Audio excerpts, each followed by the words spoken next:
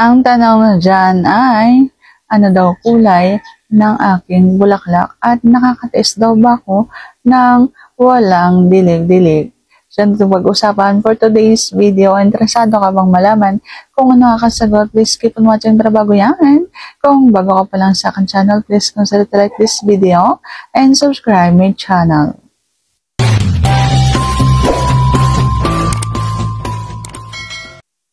So, nakakatiis nga ba ako ng walang anuhan? Ang sagot ko ay opo. Nang meron pa naman akong kasama ay nanawa din ako.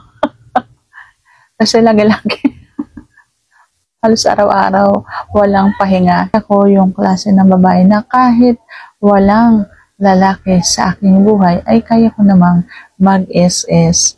Ayan. So, kaya kong paligayahan ang aking sarili kahit na walang katulong na lalaki. Kaya nakakatiis ako kung halimbawang mga ilangan ako, kung halimbawang makaisip ako na gusto ko nga may lalaro doon sa aking bulaklak, ako na lang.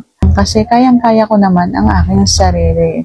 At sa anong kulay? Ayan. So, anong kulay nga ba ng aking bulaklak? Yung kulay ng aking balat ay ganun din po ang kulay ng aking bulaklak.